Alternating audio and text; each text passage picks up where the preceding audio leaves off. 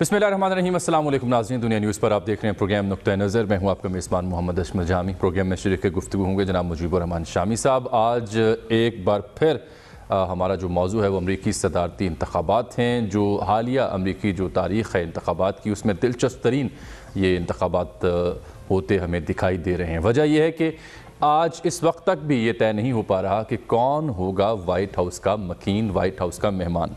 पूरी दुनिया की नज़रें अमरीकी इंतखाबात के नताइज पर लगी हुई हैं। सूरत हाल यह है कि अब तक का जो काउंट सामने आया उसमें जो बाइडन 238 इलेक्टोरल वोट लेकर सर फहरिस्त हैं, जबकि डोनाल्ड ट्रंप 213 वोटों के साथ दूसरे नंबर पर हैं। अभी कई अहम रियासतों के नताइज आना बाकी हैं, बिलखुसूस उन रियासतों के जिनको हम स्विंग स्टेट कहते हैं, जहाँ पर ये कहा जा रहा है कि गालिबन ट्रंप साहब को कुछ बर्तरी हासिल है। टाइट कॉन्टेस्ट है। कुछ देर पहले तक जितने भी अमरीकी अखबारात हैं, अमरीकी TV चैनल्स हैं, वो यही सुर्खियाँ जमा रहे थे कि it is too tight contest. अभी तक कुछ कहना कबलस वक्त होगा। गुज़श्ता 200 फ्लोरिडा से जीता है, वही अमरीकी सदर मुंतखब हुआ है। ट्रंप साहब एक बार फिर से फ्लोरिडा में जीतने में कामयाब हुए। अभी 6 रियासतों के नताइज आना बाकी हैं। Wisconsin, Michigan, Pennsylvania, Georgia, Nevada, north Carolina, यहाँ से नताइज आना बाकी हैं। ट्रंप को 4 रियासतों में इनमें से जीतना लाजिम होगा और बाइडन साहब को 3 में कामयाबी उनके लिए दरकार है अगर उन्होंने ये मार्का जीतना है। प्रोफेसर डॉक्टर अदनान रसूल साहब ने हमें ज्वाइन किया। आप सियासियात के उस्ताद हैं, प्रोफेसर हैं यूनिवर्सिटी ऑफ टेनेसी में। और आगा मोहम्मद सालेह साहब हमें न्यूयॉर्क से ज्वाइन करेंगे। मुमताज़ दानश्वर हैं, कई दिहाइयों से अमेरिका में मुकीम हैं, सदारती उम्मीदवारों की कैंपेन का हिस्सा रह चुके, उनसे मुकालमा भी कर चुके, कई अहम नौयत की कानून साजी जो अमेरिका में हुई उसका हिस्सा भी रह चुके हैं। 2 बड़ी मुमताज़ शख्सियात को आज हमने शामी साहब जहमत दी है। लेकिन इन दोस्तों के पास जाने से पहले शामी साहब ज़रा देख लीजिए आप भी और नाज़रीन के आज हतमी नताइज आने से पहले दोनों जो उम्मीदवार हैं वो क्या कह रहे थे। ट्रंप साहब तो गिले शिकवे भी कर रहे थे, एक ट्वीट उन्होंने किया जो ट्विटर ने उठा दिया। देखिए दोनों ने क्या दावे किया।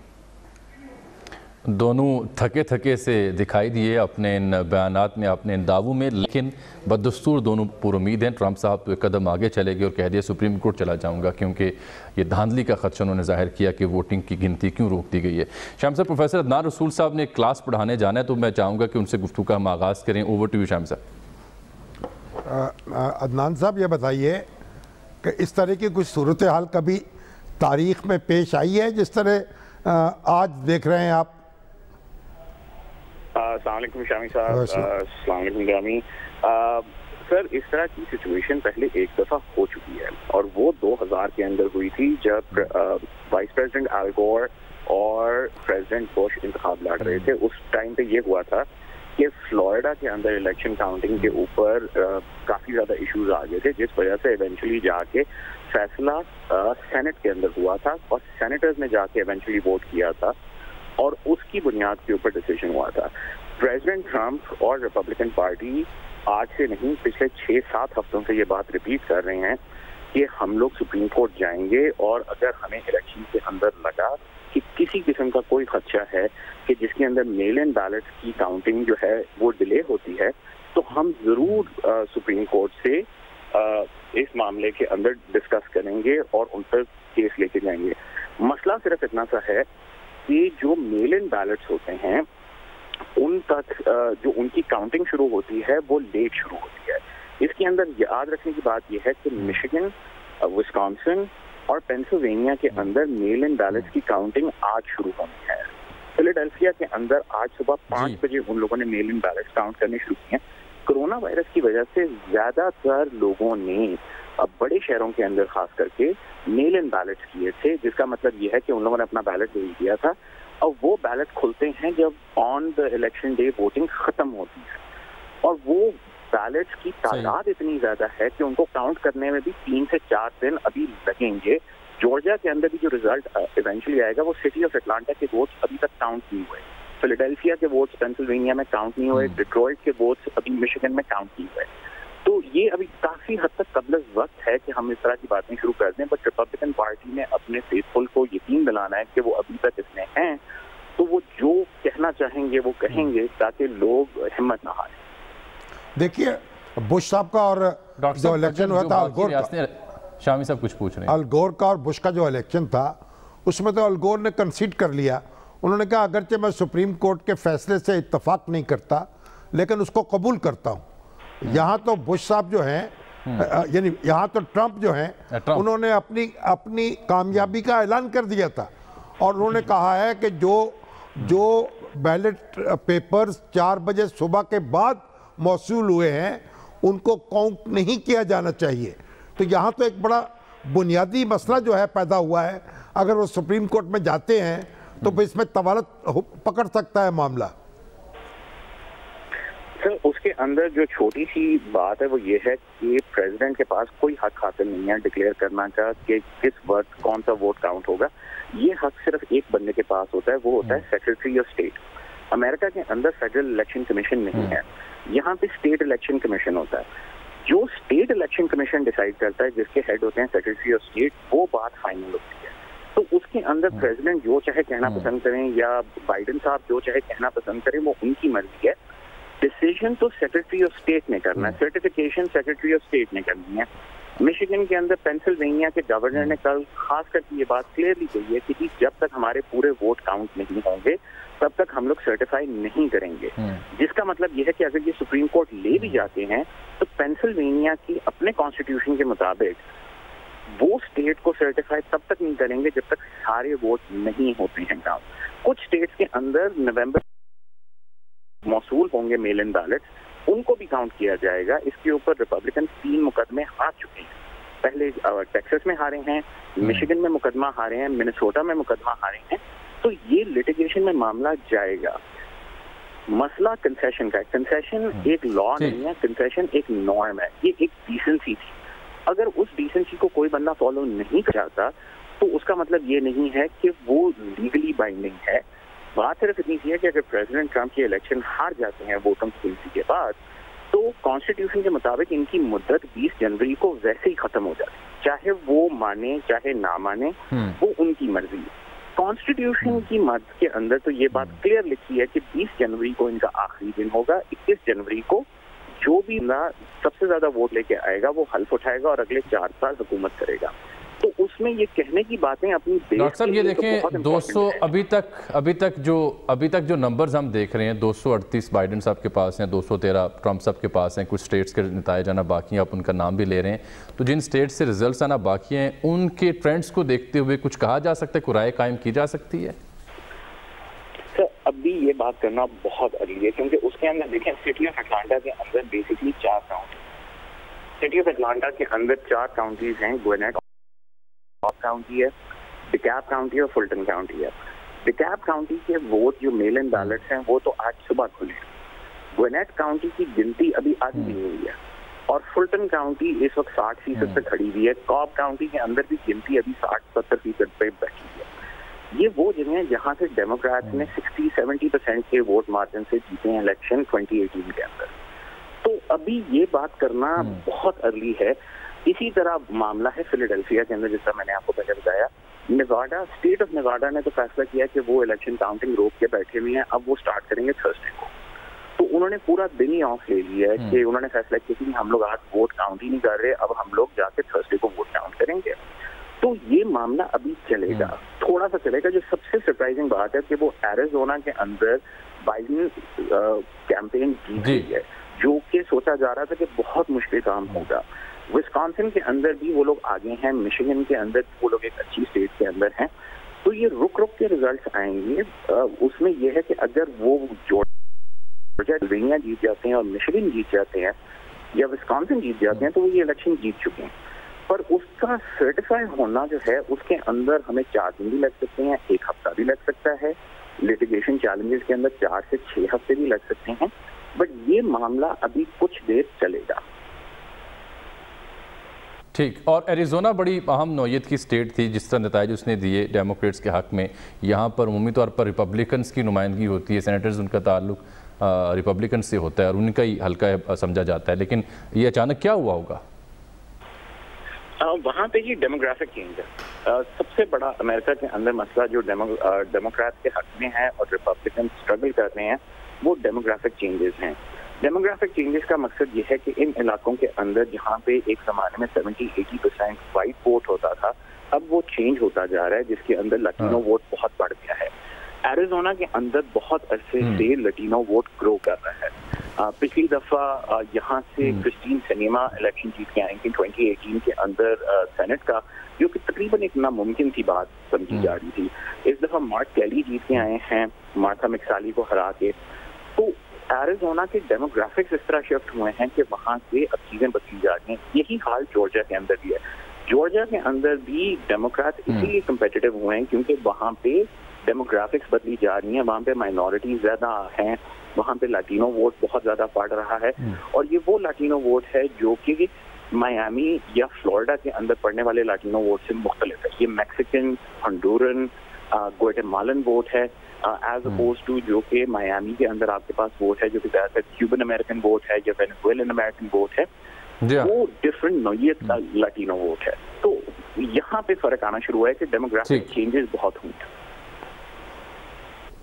बहुत शुक्रिया डॉक्टर अदनान रसूल साहब, आपके वक्त एक बार फिर आपने हमारे प्रोग्राम के लिए वक्त निकाला। अमरीकी सदारती इंतखाब पर आपने अपनी राय दी। शामी साहब देखें ना, जिस तरह की गुफ्तगू डोनाल्ड ट्रंप साहब आज कर रहे थे, उससे जैसे मैं कल भी अर्ज़ कर रहा था आपकी खिदमत में, यूँ लगता है जैसे पाकिस्तान का सियासी मार्का हो, प्री इलेक्शन कैंपेन हो या इलेक्शन की नाइट हो, और उसके बाद वाला जो सिलसिला है उसकी बिल्कुल एक झलक नज़र आई है वहाँ पर आज जो डोनाल्ड ट्रंप साहब जिस तरह की गुफ्तगू कर रहे थे। हाँ, ऐसा ही नज़र आता है। और इस कैंपेन के अंदर जो जज्बात हैं बड़े नुक्ता अरूज पे पहुँचे, और कभी ये तसव्वुर नहीं किया जा सकता था कि कोई अमेरिकी सदारती उम्मीदवार जो कि वाइट हाउस में मुकीम भी हो वो इस लहजे में गुफ्तगू करे और इस तरीक़े से अपने जज्बात का इज़हार करे। लेकिन बहरहाल इस वक्त तो जो ट्रंप के हामी हैं वो भी बहुत पुरजोश हैं, और जो बाइडन के हामी हैं उनका जोश व खरोश भी दीदनी है। अब देखना यह है कि किस तरीके से ये मार्का जो है वो अंजाम को पहुंचता है। इस वक्त तो सारी नज़रें दुनिया भर की अमेरिका के इलेक्शन पर लगी हुई हैं, और एक बड़ी दिलचस्प सूरत हाल है। लगता है कि कोई बड़ी सनसनीखेज फिल्म जो है वो चल रही है, और एक एक रियासत का नतीजा जो है वो मुतासर कर सकता है। तो बहरहाल अब हमें इंतज़ार ही करना पड़ेगा, क्योंकि वहाँ अदारे, देखिए बुनियादी बात ये होती है कि इख्तलाफात तो होते हैं और जज्बात भी मुश्तइल हो सकते हैं, अगरचे कि अमेरिका जैसे मुआशरे में ये बड़ी एक पेचीदा सूरत हाल है। लेकिन बहरहाल ऐसा हो सकता है और हो रहा है। लेकिन असल बात यह है कि अदारे मजबूत हों, वो इलेक्शन कमीशन है, यहाँ तो इलेक्शन कमीशन जो है वो सेंट्रल मौजूद नहीं है, जैसा कि अभी डॉक्टर साहब बता रहे थे कि रियासतें इलेक्शन करवाती हैं, और फिर सुप्रीम कोर्ट की तरफ रजू करने की बात कही जा रही है। तो अल्टीमेट फैसला फिर वहीं से होगा, और जो भी फैसला वहाँ से होगा वो सबको तस्लीम करना पड़ेगा। तो तवक्को रखनी चाहिए कि नताइज इस तरह वाज़े हो जाएं कि किसी फरीक को मज़ीद कोई तरद्दुद करने की ज़रूरत ना पड़े। लेकिन ये जो इलेक्शन हो रहा है इसमें कोरोना जो है उसने बहुत अहम किरदार अदा किया है, क्योंकि कोरोना की वजह से जो इलेक्शन जो है उसकी पोलिंग बहुत से लोगों ने बहुत पहले वोट डाल दिया है, और बहुत सी रियासतों में वोट डालने की इजाज़त दी गई है। वो तो देखें ना, जो पोस्टल बैलेटिंग थी वो तो 10 करोड़ से ज़ायद लोगों ने उस पोस्टल बैलेटिंग भी है और अर्ली बैलेटिंग भी है। तो 10,000 और कई जगह से फिर वो तस्दीक शुदा लिफाफे नहीं आ रहे, मतलब उसमें बड़ी यानी, और फिर वो गिनती इतनी बड़ी तादाद में जब अर्ली वोटिंग हो जाए या पोस्टल बैलेट हो जाए तो वो फिर गिनना मुश्किल हो जाता है। अब कई रियासतों में ऐसा इंतज़ाम नहीं है कि गिनती बर वक्त मुकम्मल हो सके, और उसकी वजह से भी एक ताख़ीर हो रही है। तो बहरहाल ये कोरोना की वबा जो है उसने जो लपेट में लिया है अमेरिका को, और उसके ये असरात हैं।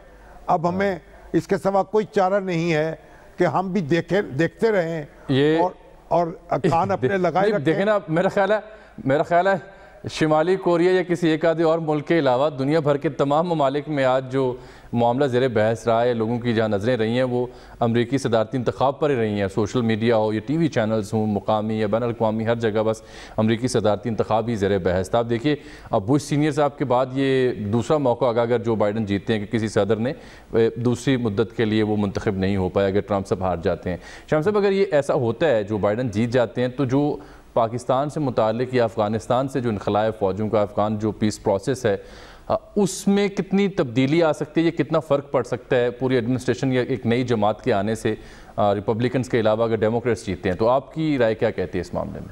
नहीं, मेरा ख्याल ये है कि कोई बहुत बड़ी तब्दीली वाकई नहीं होगी, लेकिन चीन के साथ जो ताल्लुकात हैं उनमें एक काफ़ी तब्दीली आएगी। और ट्रंप ने, आप देखें, मशरक़ वुस्ता में बड़ी पेशकदमी कर ली थी, और जिस तरह से इसराइल के लिए उन्होंने ज़मीन हमवार की है और अरबों को जिस तरीके से कतार में खड़ा किया है इसराइल के सामने, ये किसी शायद और सदर के बस में नहीं था, या कोई और सदर इस तरीके से कोई अपने मकासद को हासिल नहीं कर सका। तो ये जो ट्रंप का ये जो कारनामा है उनके सहूनी और यहूदी नुक्ता नज़र से, ये बहरहाल ये भी याद रखा जाएगा। और अभी तो अब ये खबरें भी आ रही हैं कि ट्रंप के हवाले से कि वो कह रहे हैं कि जो इंडिया है वो ट्रंप की मुखालफत कर रहा है। असल में जो बाइडन की जो रफ़ीक हैं, जो नायब सदर हैं, वो क्योंकि इंडियन नजाद हैं, तो इस वजह से इस तरह की बातें भी हो रही हैं। लेकिन आप देखिए कि ट्रंप के दौर में इंडिया के साथ जो मुआहदे हुए हैं, और भी चंद रोज़ पहले जो इंटेलिजेंस एक दूसरे को फराहम करने का मुआहदा हुआ है, और जिसके बड़ा बुनियादी फ़र्क पड़ जाएगा यहाँ की सूरत हाल पर चीन के मुकाबले में और पाकिस्तान के मुकाबले में, जो ये इंडिया को इंटेलिजेंस फराहम करने की जो जिम्मेदारी ली है अमेरिका ने, तो ट्रंप के दौर में भी ये इंडिया की तरफ एक रग़बत तो रही है, अगरचे कि वो बार बार ये कहते थे कि कश्मीर के मसले पर मैं सालसी के लिए तैयार हूँ, लेकिन ये बेमानी बात थी, क्योंकि इंडिया तो सालसी के लिए बात करने को तैयार नहीं है। और अब देखते हैं कि जो चलें मजीद बात कर लेते हैं। सर, एक ब्रेक भी आ गई है ना जी। शाम साहब, ब्रेक मैं ले लूँ पहले, अब ब्रेक लेते हैं तो फिर आगा मोहम्मद साले साहब मुमताज़ दानिशवर हैं, तज़्ज़िया निगार हैं, कई दिहाइयों से अमरीका में मुक़ीम है, सदारती इंतखाबात और सदारती इंतखाबी मुहिम में उनका बड़ा अमल दखल रहा है मुख्तलिफ़ अदवार में, उनसे भी बात करेंगे, उनकी राय भी लेंगे। फ़िलहाल तो जो स्विंग स्टेट्स हैं उन पर नज़रें हैं, वहाँ पर क्या होता है, वहाँ के नताइज क्या कहते हैं, इससे तयन होगा कि वाइट हाउस का मकीन कौन होगा। इसमें कई दिन भी लग सकते हैं, जैसे कि हमने प्रोग्राम के हिस्से में डिस्कस भी किया है। एक ब्रेक लेते हैं नाज़रीन, हमारे साथ रहिएगा।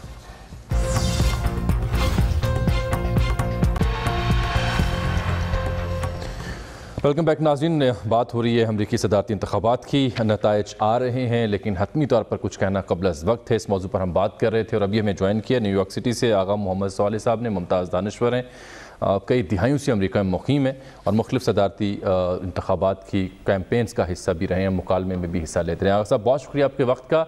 आपने कैसा देखा इन इंतखाबात को? अब तक के जो नताइज आए हैं उसकी बुनियाद पर कोई हतमी पेशन गोई की जा सकती है? जी, मैंने मुसलसल कह रहा हूँ इंतखाबात से बहुत पहले से कि इन इंतखाबात का नतीजा कई हफ्तों तक नहीं आएगा।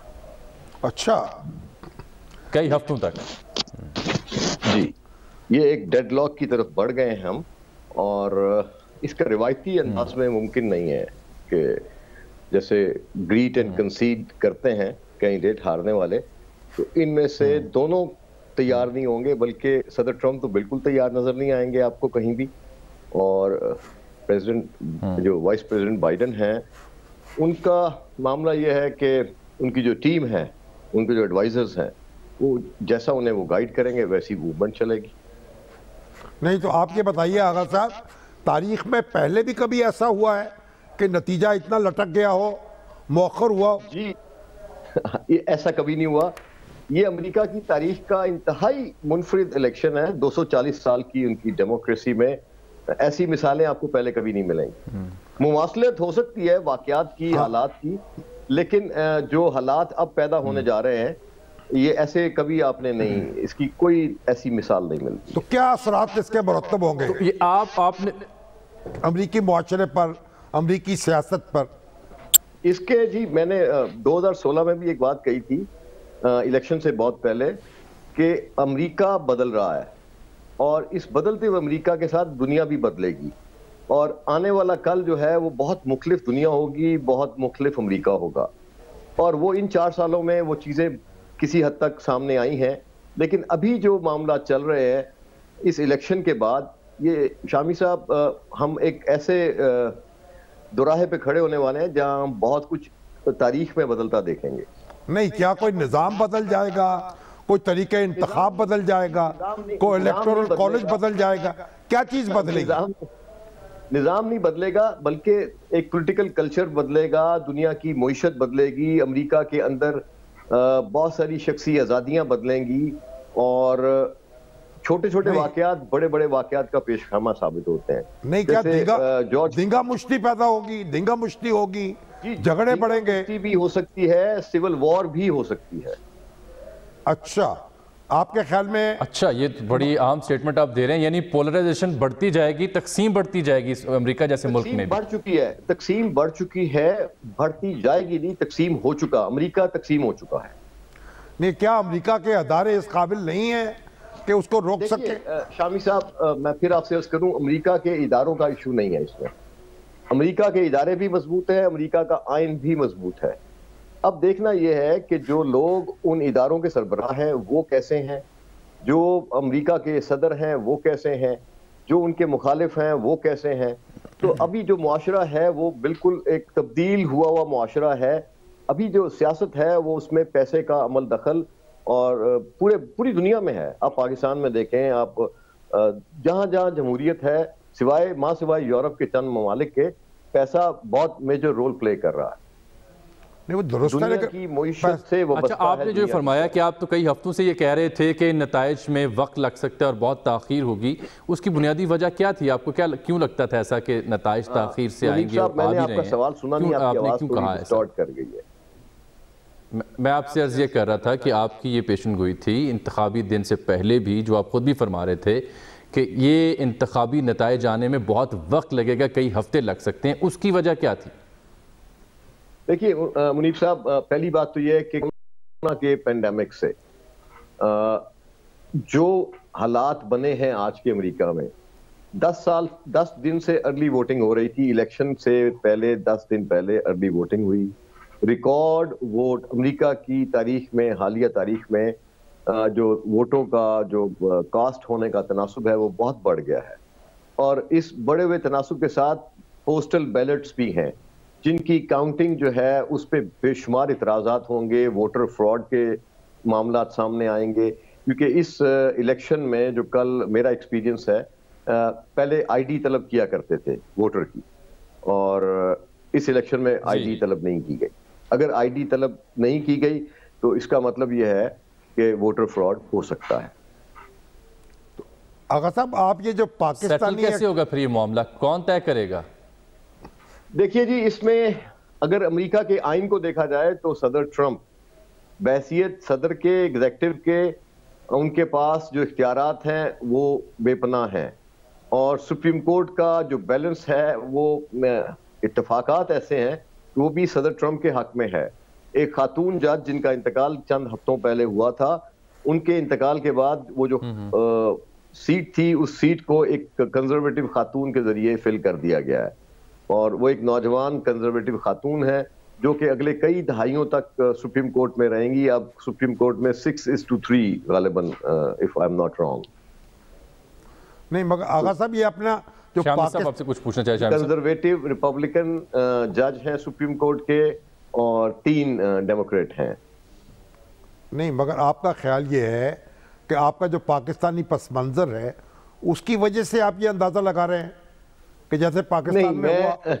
अपना शामी साहब, माजरत के साथ, पाकिस्तानी पस मंजर होना ना तो कोई कमी है ना कोई काबिल फख्र बात है। आज की दुनिया में दुनिया एक ग्लोबल विलेज की शक्ल इख्तियार कर गई है, और इस ग्लोबल विलेज में जो आपकी ऑब्जर्वेशंस होती हैं वो आपके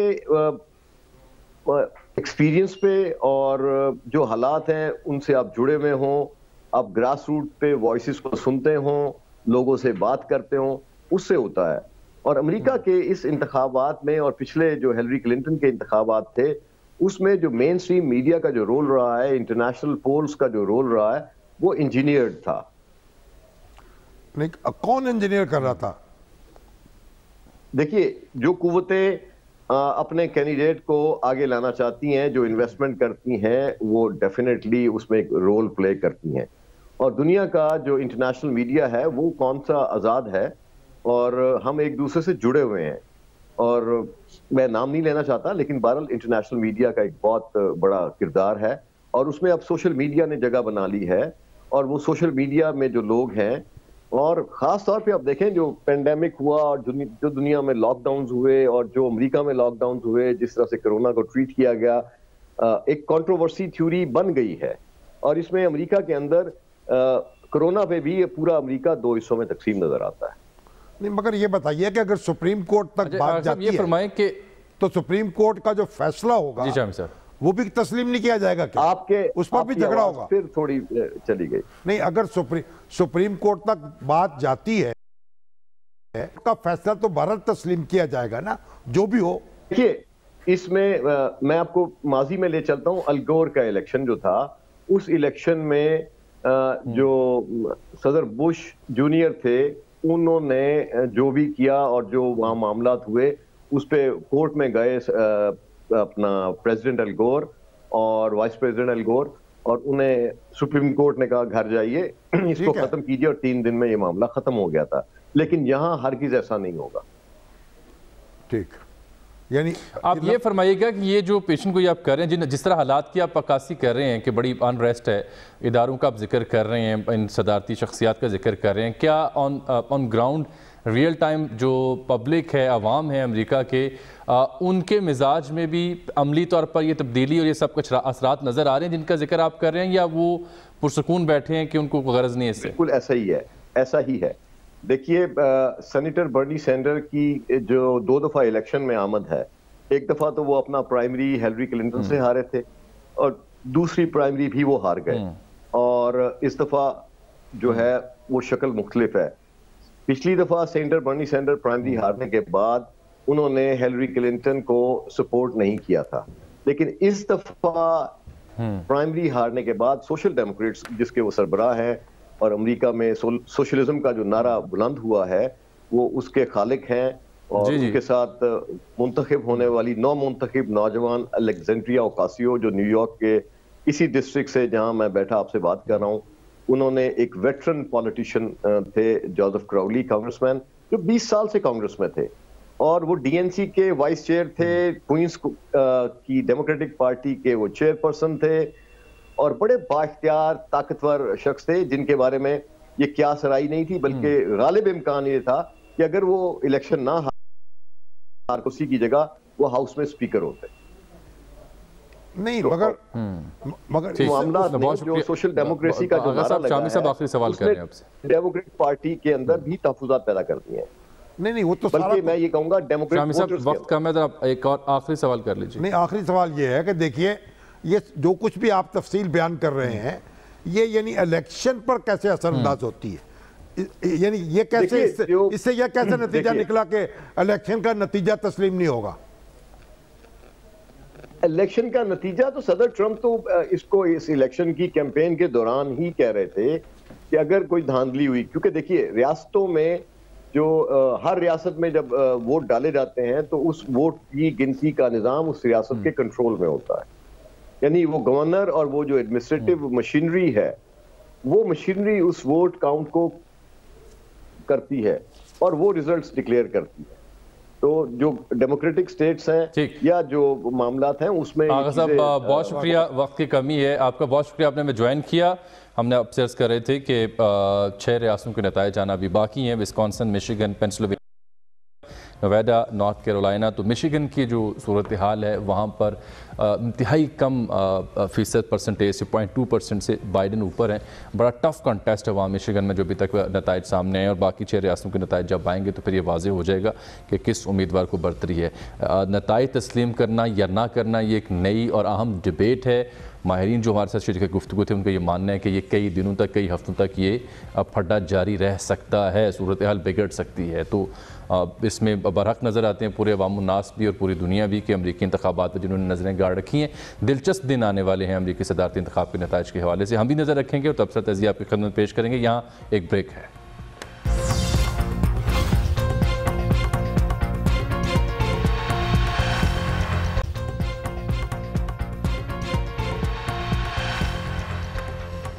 नाज़रीन, आज के प्रोग्राम में इतना ही। आपसे मुलाकात होगी कल, तब तक के लिए इजाज़त दीजिएगा। अल्लाह हाफिज़।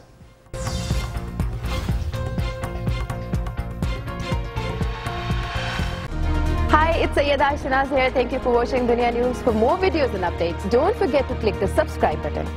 Keep watching Dunia News.